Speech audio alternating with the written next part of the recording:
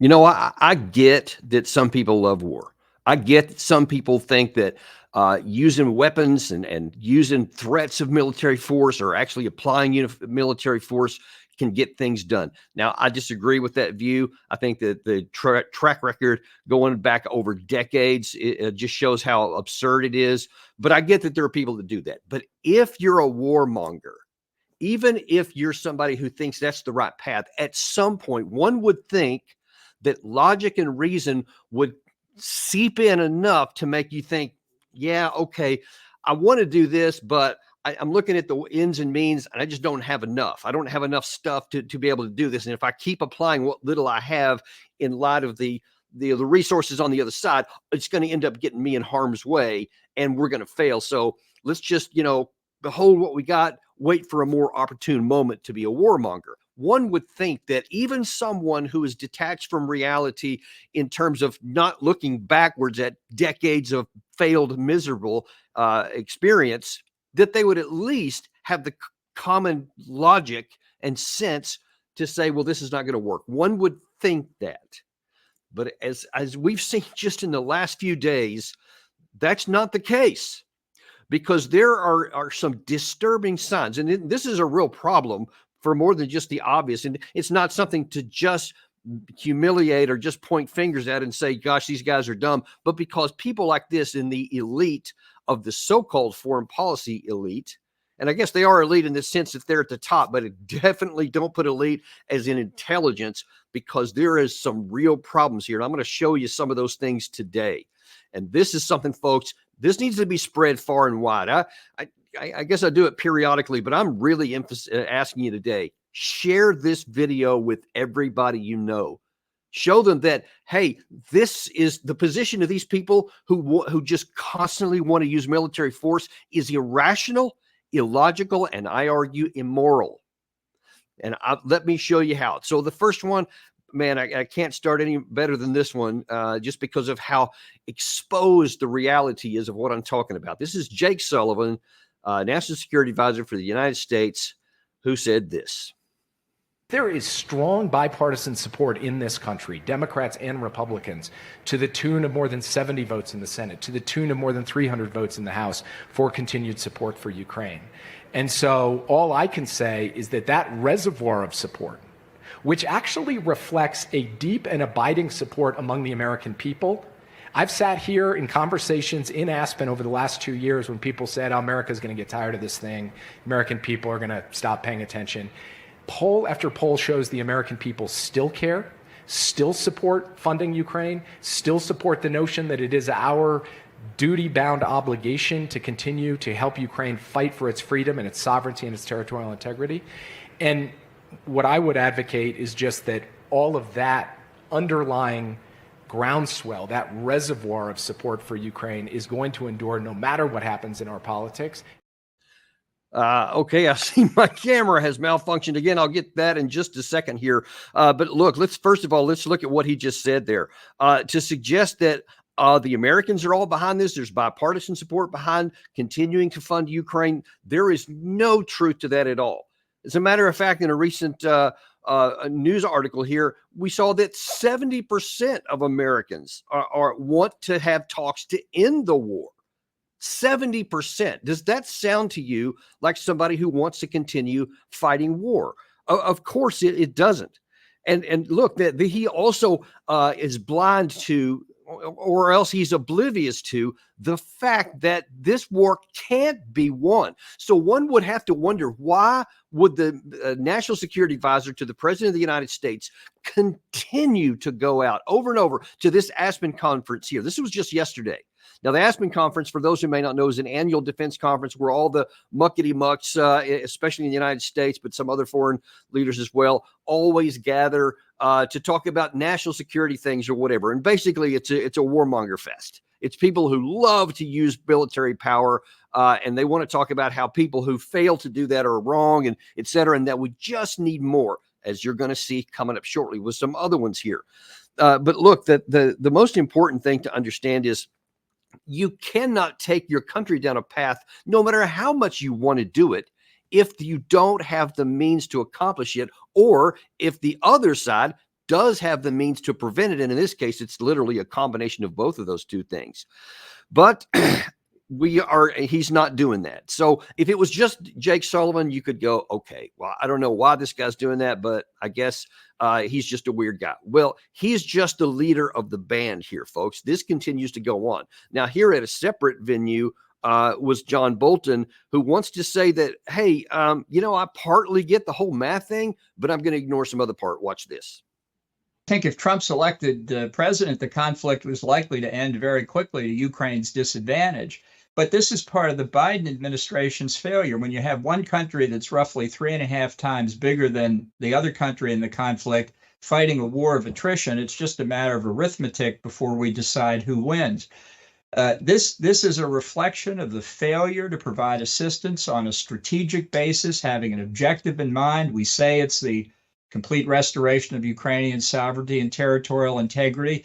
And yet it's only now, 2.5 years into the war, that we've made a decision to provide F-16s to the Ukrainians. At the beginning of the war, we wouldn't even let Poland transfer their aging MiGs to the Ukraine. So it's been a large measure of our incompetence in assisting the Ukrainians that has led to this gridlock. Okay, that is so crazy because on the one hand, he recognizes you can't win a war of attrition when the other side has more inputs. And then he just says, yeah, let's just keep going. Let's do more. And then he says, actually, it's our fault because we didn't start this earlier. So just roll the tape back a little bit here. So in 2022, February 22, when this thing started, for what Bolton is going to say to have had any merit at all, you would have had to say we're preparing, I don't know, a year or so, at least a half a year before that with all these things. And then we should have just immediately given everything we have, meaning there would have had to have been a plan to go to war. This just drives me crazy because Bolton was also a national security advisor and is listened to all the time. And this, the most simplistic, basic fundamentals just evade him. You don't get to just go to war today. Bam. Oh, you know what? I want to fight a war over there. Go. You have to prepare for it. In our peacetime mentality, we have ready and trained forces to respond to crisis and emergency, various parts around the world, to defend us in case we get attacked in an unexpected manner from somewhere. And then we have a reserve forces and other things that we say, all right, now then if we have to go into a sustained combat or whatever, we escalate our capabilities. We call up the National Guard, the Army Reserve, etc., until we can go fight things. You also have to gin up industry. See, he's also just either oblivious or stupid or intentionally twisting things around because he doesn't even consider the fact that at the beginning of this war, all of our industrial capacity was at a peacetime capacity and manning and staffing and all of those things, inputs. Now then we're trying to rapidly and massively expand and we're still way behind the curve because our country is not at war. So we have not mobilized our entire industry like Russia has, who's in their view fighting an existential battle. We'll get to that shortly. So they have a significant portion. I believe I've seen recently up to 12% of their GDP is going towards fighting a war that they view as existential to their literal lives and physical existence as a country. That's not the case here. So, of course, we haven't done that. But Bolton here is trying to tell you, to shame you into thinking that because we haven't done that, that was our big error and we need to do it now. And look, we don't have the capacity to do that. Our economies are already teetering. We're already spending so many hundreds of billions of dollars in the collective West on something that's not even in our national security efforts because we're already safe. Let me reinforce that. Also, Bolton doesn't even mention this part. NATO, even though I think that the expansion was a bad decision from the beginning and it wasn't necessary for our security, but whatever, they did it. Now then you have a 32-member alliance. So you see how much trouble Russia has had fighting one country on their border that doesn't have an alliance and didn't have a very good military to begin with, and certainly doesn't have the capacity to create the industrial infrastructure to even compete with Russia, much less ever force them out. So that's the first point there. But now then Bolton doesn't even want to talk about the fact that our industry is not going to be able to do that anytime soon, nor should it. But why should we divert so many billions of our dollars to someone else instead of the things that actually are needed for our own country? All these countries, you're starting to see it already throughout Europe, that the electorate is changing on the voters. That they're going in different directions because they're tired of the current leadership. All this, obsession with trying to defeat Russia when Russia doesn't pose a threat to them, because Russia's not going to attack into a 32-member alliance when it can't take, after 2.5 years, a single country with no military alliance in terms of troops. So it's absurd to suggest that he would do that. And yet Bolton and his and these others in this warmonger capacity say, yeah, keep throwing more money after that. We should be on a full world mobilization platform as though we're going to fight a world war. As a matter of fact, he said that very thing and continued in that interview. There's still overwhelming support for aiding Ukraine. I think the position that we should cut Ukraine off is a minority position, and reflects in part the opposition opposing Biden, who, as I said earlier, has not done a good job. But this idea that we're not able to handle the wider world, we have a one-track mind and can only deal with one subject at a time. All I can say to that is it's a good thing in World War II that we only had a one-front war to fight. I mean, what would we have done in World War II if we had to fight in both Europe and the Pacific? Okay. Good point, John. Look at World War II. Glad you brought that up. Super example. We were in a war against the Nazis and all of their alliance, and against the Japanese in the Pacific. So we were at war. So we were fighting in two theaters of operation. We're not fighting a war today. So we're not supposed to be on a level as though we are. Because it almost seems as though, John, that you want a World War III, that you desire to have these kinds of things. For God only knows what sort of twisted mentality. And no, we shouldn't. No, there's not huge support for this continuing on. As a matter of fact, I just mentioned the political winds in Europe. They're even worse in your view in the United States, because all the evidence clearly shows that President Biden may literally within hours or days announce his withdrawal from the race. But even if he doesn't, the balance of power in terms of desire among the population has definitely shifted in America. And overwhelming likelihood is that Trump and Vance will be the next president and vice president of the United States. And they are expressly on record as saying they want to end the Ukraine war right away. They don't want war. Former President Trump, in his speech at the RNC convention on Thursday, again reiterated that I'm not for war. I'm not for these kind of things. So that's the exact opposite of what you are, which of course is why so many of your ilk, of these warmongers, are afraid of a Trump administration, because they think that he doesn't want to do war, and so he may not continue on. So they may not get their wishes. But to just be oblivious to that and say, no, this is one of the Biden shortfalls. They should do more war preparation to make it easier to continue to spread the war.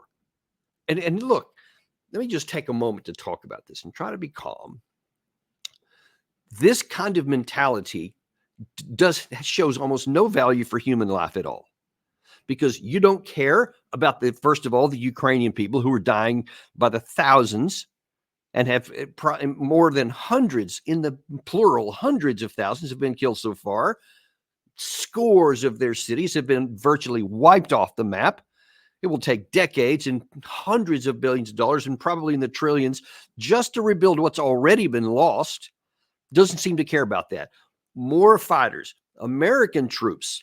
You want to have potential for getting into more wars, and you seem oblivious to the human cost, even to America, much less the financial cost, which is also substantial, which also would harm America's way of life. You just don't seem to care at all. Yeah, those images right there that Gary's showing. No concern whatsoever. Yeah, let's see more of that. Let's see more Ukrainian cities turned into that. Or let's get into a war that could possibly go nuclear, and let's see maybe some Western cities could also end up like that. or some other Russian cities could be the same way. Let's see if we can get smoldering rubble all over the place. That's what the result of people who all they can think about is war is that's what they produce. There is no evidence at all that either Russia or China or North Korea or Iran or any other country has designs and was just chomping at the bit waiting to attack America. And oh my God, if we don't get ready to fight today, then we're all going to die. I mean, that's the absurd illogic and just emotional garbage that a lot of these people are trying to say. Because if that's not true, then all of the other things these people say are irrational. And it's foolish. So they have to make you think that, yes, oh my God, they're all coming after us. And that is just bizarre. It's obsessive and it's harmful to our own interest. Okay. That's what we have so far. Now, then we going back to the Aspen conference here, we had former Secretary of Defense Robert Gates, who is hailed by so many as this intellectual thinker and this really good national or Minister of Defense, Secretary of Defense, because he served under both a Republican and Democrat administration at various times. Well, he's not as much saying that we should go do more war. He's regretting that we didn't do more in the past. Check this out. I think that the one clear-cut piece of aggression that, I mean, Condi and I were in office when he invaded Georgia, and we pushed back pretty hard, but there were limits to what we could do just because of the strategic location. But it seems to me that the one place where we could have and should have pushed back much harder was when he invaded Crimea in 2014. Because we had actually been signatories to an agreement in 1994 guaranteeing the territorial integrity of Ukraine. So, yeah, if only we'd have gone to war in 2014, that would have been swell. What he continued on there in his remarks is that he tried to put a little caveat and saying, well, I mean, I'm not saying we should have gone to war in 2014, but we should have done all these things. We should have, put these expressly humongous sanctions on Russia. We should have taken other actions. So we should have taken a lot more proactive actions at the time. And he's citing this 1994 agreement that got rid of the nuclear weapons from Ukraine and saying, hey, we signed up to be a signatory for their national security. There is some truth to that, but what is extremely vital when you look at it, number one, at the time that was agreed, nobody had any idea that it would be Russia that would be, threatening Ukraine. I mean, they were part of the Soviet Union together. That was not even an issue at that point here. But there was also no enforcement mechanism even in the agreement. Nobody had any illusions that we're going to go to war on behalf of Ukraine if anyone else, Russia, who else would there be? Maybe Belarus, I suppose, would have invaded that country. So even then, even if, in fact, let's actually look at that. Even with an Article 5 guarantee, by the way, a lot of people don't understand this. Today, right now, the Article 5, it does not mean an automatic you go to war. If one country is attacked, then everybody goes to war with it. The United States is at the time that Article 5 deal was actually orchestrated and negotiated upon in the original 1949 treaty was expressed, and this was I've actually gone back and looked at the congressional record. It was a big point of contention, especially in the Senate, because many people are saying, hey, I don't want to get into an automatic war kind of thing because we have our own constitution, which says only the U.S. Congress can declare war, i.e. not what something happens in some other part of the world. So they said, I want to make it clear that even in the treaty itself, it says that an attack on one will be considered an attack on all, and each nation will take action that its constitutional body deems appropriate. So it's not an automatic we'll go to war. It's then if we want to go to war, the Congress still, as of today, would have to make a declaration of war. So there's nothing automatic about it. In the 1994 agreement, even that didn't even exist. It was just kind of, we guarantee it, but there's no enforcement mechanism. So in democratic parlance and diplomatic parlance, that means that, yeah, we're not going to fight for this. Nor why would we? Why would we ever go to war against anybody else in the middle of Eastern Europe? It didn't make any sense. So Gates didn't want to talk about that. He's not concerned about that. He's just saying, yeah, we should have been more aggressive earlier. And of course, that didn't happen. I guess it's easy to talk about. That's like a Monday morning quarterback from something from a previous season, which is even more absurd. But it continues to show the mentality. Dang it, we should have used more force earlier. We should have been more aggressive earlier, meaning in the future, we should definitely be more. We should learn from the lesson and not do that in the future, which again just goes against, in my view, common sense and just a cold-hearted analysis of capabilities and balance of power. He doesn't seem to pay any attention to that. Another one that doesn't pay any attention to it, which I got to say, this one here is very disappointing to me, because in the late 1990s, I left a job that I had and went to work for Senator Kay Bailey Hutchison. She was then a senator from Texas, and I really liked her foreign policy. And one of the things that I came to work for, because that was about the time that all this issue of expanding NATO was really starting to heat up, and President Clinton wanted to expand NATO, but that required a Senate approval. And so there was this big debate in the Senate. They would go back for months on different aspects or whatever. And I never forget one of the signature moments that I had for my very short tenure there on the Senate as a staffer was I got to accompany Senator Hutchison on the floor where she was debating, as it turned out, Senator Joe Biden, who was very much an advocate. He's kind of the leader of let's expand NATO. She was against it. She was kind of the leader of those that were opposed to it. And look, all of her reasons back then were absolutely spot on. If you go back and look at some of the congressional record from some of those, you'll see that the things that she said have turned out to be right, that it was going to provoke Russia. It would make us less secure, not more secure, et cetera. All things that I agreed with very strongly. And that's why I was so happy to support her. I helped her write some op-eds and some speeches that she gave, et cetera. Now then, though, things changed. Now, she ended up signing the deal, the treaty when it went in. So she was actually signed for it and said, well, I had my say, it didn't work, so this is now where it's going, so I might as well just join in with it. I didn't really agree with that then, but I kind of got the logic. Well, years later, she kind of went full over onto the other side and was actually the NATO ambassador for the United States, and she served in that role. Here recently, in terms of talking about Ukraine, she had this to say. I think they're going to get all of the parameters that are going to be required, and they're going to get all the help to fulfill those parameters. And I think what they will get is an assurance that when they meet those tests that every new ally has to meet, that they will be included. And I just know in my heart they're going to be a member of NATO. When this horrendous war that they had nothing to do with started, now I think they have shown such courage and such spirit that they deserve to be with us in a relationship that is a secure relationship. Golly, that is painful for me to listen to, because it's just, I mean, this woman who I one time said I would have supported if she had declared she wanted to run for president, because she was tough, especially behind the scenes. She didn't take any flack off anybody, and she was sharply focused on the facts and the reality, and it informed her decisions and the policies and the positions that she took. And now I'm just going, what happened to that leader? Because I mean, first of all, she's saying there, first of all, Russia, when they invaded, and of course they had nothing, Ukraine had nothing to do with it.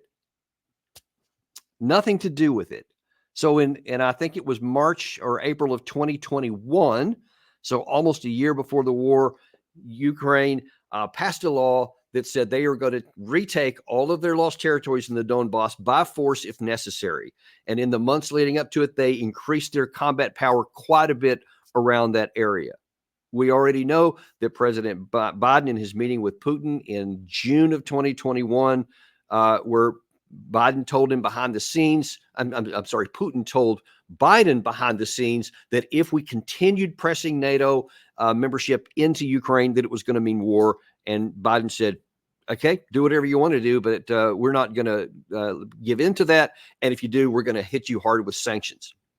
Listen, you can't say that you had nothing to do with it. And of course, that's also during the 8 years of the basically civil war that was fought before that, where there were thousands upon thousands of Ukrainians on the eastern side, on the Donbass side, that were killed by Ukrainians on the western side because they didn't like what they were doing. So this had been going on for a long time. So to say that Ukraine did nothing and they're just sitting there and just bam, one day, wow, here comes a Russian invasion, is just belies the facts. But then the second part of one of the things she said there was that, I think that NATO is going to come in. They deserve it.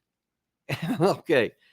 Back to my point earlier, back to those scenes that Gary was showing earlier of the devastated Ukrainian cities, of the hundreds of thousands of people that are dead, of these just seas of Ukrainian flags in cemeteries that continue to be populated every day. There's more and more.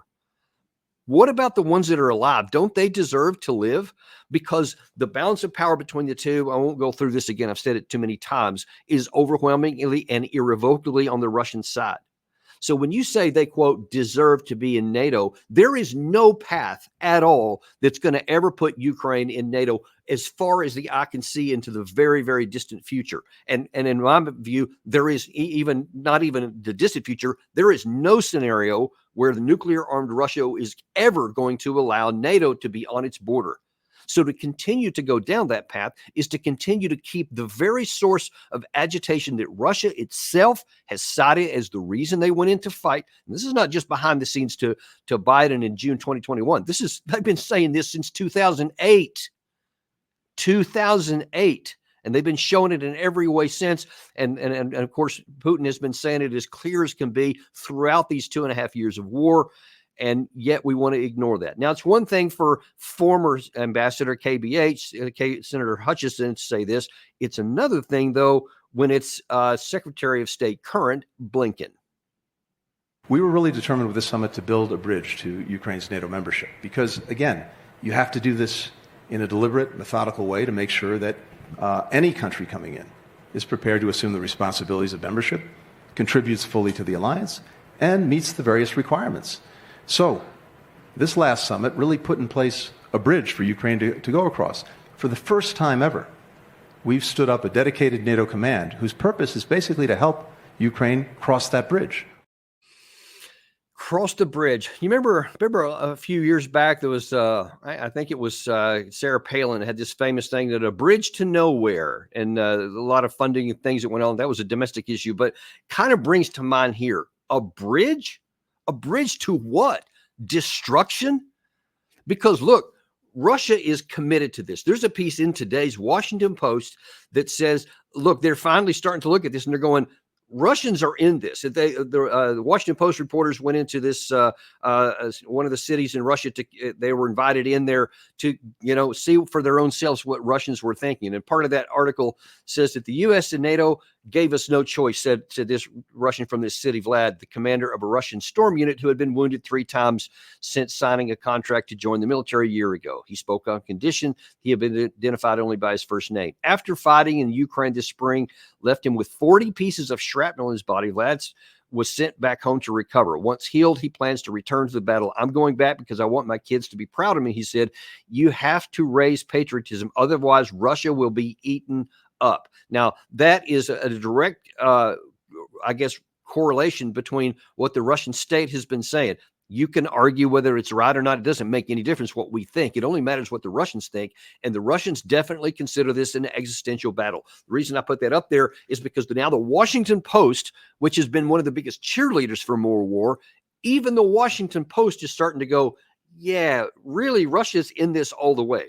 And I've talked to some people who have direct knowledge about what the Russian side is viewing this. And plus, you can read it anywhere. It's not hard to figure out that they are going to do whatever it takes to win this war. They have clearly, completely transformed their economic capacity into sustaining this, what they called a special military operation, indefinitely. They can go many, many years like this.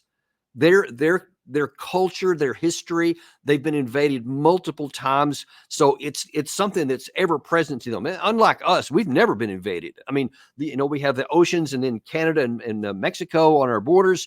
So nobody's worried about that in the United States, and it hasn't happened. But for Russians, it's happened many times, and even in relative recent memory, for some of those who were still alive, with the Nazi invasion, of course, the French invasion in the past, and really there's a long list of them. So that's something that they're afraid of normally. And now that when they see that NATO wants to come up to Ukraine, which kind of has this look on, when you look on a map, it's sort of like this bulge that's pointing right towards Moscow. They are willing to sacrifice whatever it takes to win the war. If anyone thought that they were going to, have a Vietnam moment like we did, and the population may raise up and says, hey, this war is not worth fighting, that's delusional. That was never going to happen. We had that experience because Vietnam genuinely was a half a world away. This is on the front door, folks. It's on the gates to their capital city. They will never give in on this. And to suggest that we're going to keep going with a bridge to the future, and that future is NATO at the gates, you can be guaranteed that all that does is tell Vladimir Putin and all the other people in Russia, keep going and keep fighting. There's no chance, zero, that ever Russia is going to have a negotiated settlement that's going to allow Ukraine to be in NATO. So why then are we going to go in on this? Why do we want to keep going in this direction that we know can't work? And I say no and not suspect. And we had the leader of NATO himself, Jens Stoltenberg, about 10 months ago in September of last year, admitted this. President Putin declared in the autumn of 2021, and he actually sent a draft treaty that he wanted NATO to sign to promise no more NATO enlargement. That was what he sent us. And that was a precondition for not invade Ukraine. Of course, we didn't sign that. Did you catch that? I mean, here's Jens Stoltenberg admitting in open forum that Vladimir Putin said, if you bring NATO into Ukraine, we're going to invade. That is the precursor. You do that, we're going to do this. And Stoltenberg, I could have pulled those clips up later on, around that same time, emphatically said, nobody tells us who we can bring in our NATO. Only we get to decide that. Nobody has a veto. Ukraine is coming in. So he just basically said, in your face, I dare you to invade. We see what happened. So again, you see, this keeps going all the way back, again, over and over. All of these warmongers are detached from reality. Again, I don't care what you want to happen. If you don't have a path to make it rationally happen, even with its possibilities, to say it's hard, it's maybe even not likely, but at least it's plausible. And if enough things go our way, maybe this can. There's none of that. That path doesn't exist. And we see everywhere, every graphic amount of information you can imagine proves it and shows in such tangible ways that what the NATO leaders are doing, what our so-called elite are doing, are leading us to destruction. It's not going to help Ukraine. It's not going to help America. It's not going to help Europe. It's not going to help the West at large. It's going to help no one. And the idea and the fantasy that it's going to leave Russia crushed, again, there's no evidence of that at all. And there's tons of evidence that the opposite is true. Yet, these so-called elite keep going. Now, it's not just the West, and maybe even because it is in the West, the leader of Ukraine, Zelensky, also seems to be unwilling to do what it takes to undo this, because he's the one guy, I think, right now that actually has a shot at neutralizing the insanity of this whole elite by making the decision that he's going to go into a negotiated settlement. There's some evidence that he may be thinking about that, but here's what he said just a couple of days ago. When Donald Trump said last year that he thought this war could end within 24 hours if he was to meet both you and Vladimir Putin, what did you make of that?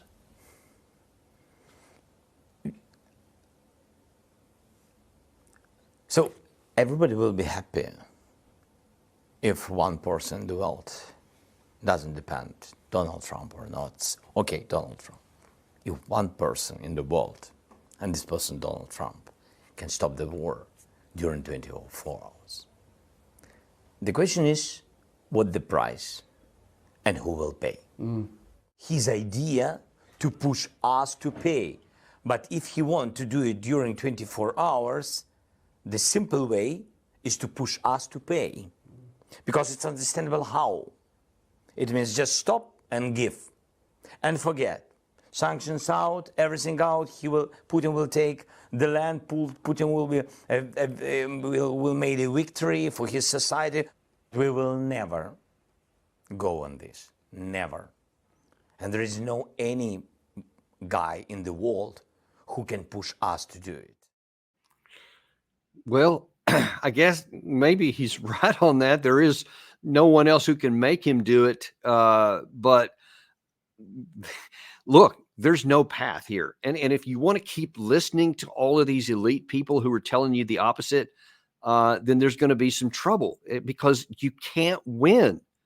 And the people of your country are going to die in larger numbers. The amount of cities that are going to be rubbled is going to increase. The amount of land that you're going to eventually lose will grow. It will get larger. And it's even conceivable that in enough time, the Ukrainian army could literally collapse because of frustration. Because if anyone who's paying attention to what's going on with the U.S. political climate can understand that there is some real trouble coming down the pike. You have his biggest supporter, Joe Biden, who has said, yes, I will, as long as it takes 10 years, we want to sign this agreement. But Joe Biden is probably not going to be the next president. And in fact, and I just got to show this, it's not a warmonger per se, but also from the Aspen, Senator Coons, who's a Democrat, was asked, hey, what about Biden? Should he drop out of the race? And watch his answer. I think our president is weighing what he should weigh, which is who is the best candidate to win in November and to carry forward the Democratic Party's values and priorities in this campaign. He has been an exceptional president. He has campaigned effectively. He has led effectively. I'll just briefly reference last week, which was, unless I misremember, the NATO summit. Right. And folks like me, who after what was a very bad debate performance said, you got to get out there, you got to do more work, you got to campaign harder, you got to do press conferences, you got to do long form interviews. He had a week where we had our 31 NATO allies and 5 other heads of state, at least, in Washington.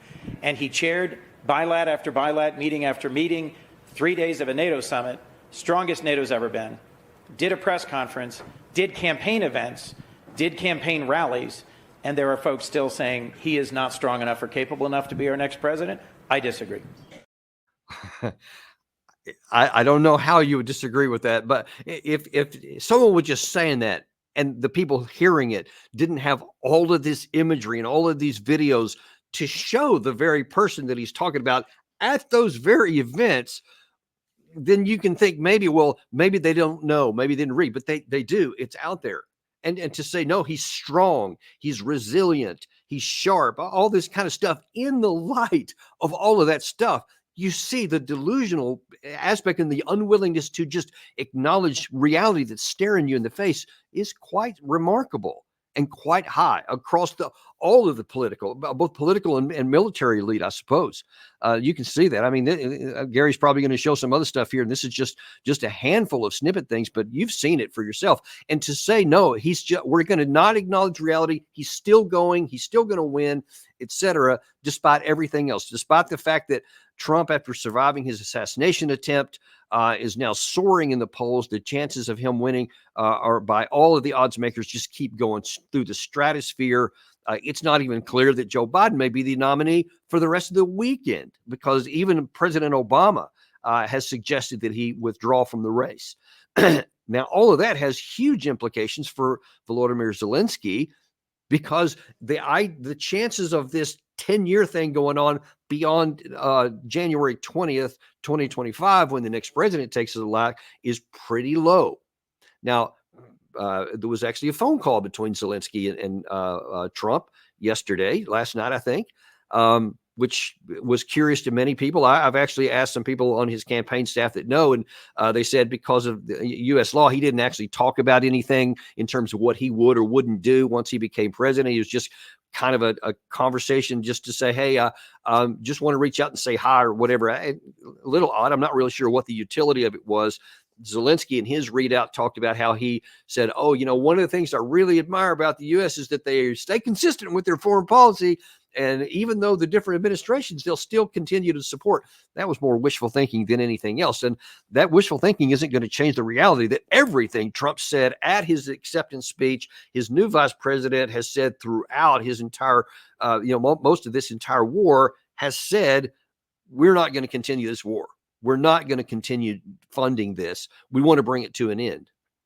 So why would the entire foreign policy elite, Ukraine, all these leaders keep going down a path that literally can't win? I told you that, pardon me, today, the New York Times, the Washington Post had that piece there talking about how it's showing how Russia is in this, and they're fully committed in all of their capacity, which will eventually swamp everything the West can do is in there. But now also the New York Times, this was yesterday, where the headline there is, if Putin counted on waning U.S. interest in Ukraine, he might be right. It might be a winning bet. And in there it says, President Biden, Ukraine's most important ally, is engulfed in the biggest political crisis of his tenure, with calls from fellow Democrats to withdraw from the presidential race. Former President Donald Trump, favored in the polls, picked as his running mate one of the loudest critics of American aid to Kiev, and J.D. Vance. And the Republican National Convention Thursday night, Mr. Trump renewed his pledge to end the fighting and channeled Mr. Putin in warning of World War III. See, because you see that Trump says to continue going down this way is to continue risking a wider war that has no value for anybody in the West or anywhere in the world for that matter. Everything you want to look at, folks, whether it's the Russian side, whether it's the balance of power, whether it's the Ukraine side, whether it's the Western capacity to wage war, if you look at any one of those issues, and especially if you look at them all combined, no rational person should say, hey, let's keep fighting a war we can't win. Let's keep pushing for a future outcome that will only guarantee that the opponent, the stronger opponent, will only double down on their ability and their intent to drive to a military victory, not even a negotiated settlement. Any negotiated settlement would at the very minimum have to guarantee that the West would withdraw any possible future NATO entry into Ukraine. And you see, right now, as of yesterday, nobody's talking about doing that. As of during the NATO summit, they're talking about the opposite. Secretary of State yesterday is talking about, no, we're still building this bridge. It is puzzling, but it's also deeply disheartening to see the leaders of our country, the so-called elite, military, administrative, political, just unwilling to acknowledge what is patently obvious to the majority of normal people, normal Americans, or others in Europe or in Russia for that matter. They can see this, and there's going on, and it won't end well for us, folks. It won't end well. It won't just be an embarrassment for some. It's life and death, and it's going to cause the deaths, unnecessary deaths of so many in Ukraine. And God help us if anything happens that expands this war. Because, one of the other things that's not been discussed much is about the Ukrainian fighters. Now, imagine their challenge right now, because they see this. They're not fooled by a lot of what happens here and a lot of these ridiculous statements by their leaders and our leaders as well. And they know that if Trump wins, and right now it looks, very likely that he's going to, then the spigots are going to come to an end. Now, why would I want to go and sacrifice my life? Why would I want to go and fight heroically, as Senator Hutchison said earlier in this show? Why would I want to do that if I know that there's no value in it, that there's no hope for success, there's no hope to win? And I think that more and more of them are going to come to that same conclusion. And we cannot eliminate the possibility that not just individuals, but perhaps units finally start saying, I'm out. Don't order me to go into another meat grinder, another Bakhmut, another Avdiivka, Chasiv Yar, whatever, Kupiansk, anywhere else, Kiev. Kharkiv, if it should come to it, even down in Odessa. Why are all these people going to throw their lives away and willing to continue to fight hard when they know that within months, the whole thing, the support is going to come to an end, which hasn't been, enough by some estimates anyway, for them to continue even holding on what they got now. And who knows where that's going to go by that time. And I've also heard, suggestions that there could be political movements within Kiev itself that they don't want their country to be burned any further, and they may take coup type actions. I mean, we see that it happens around the world a lot. It's already happened in Ukraine more than once, so it's not out of the question.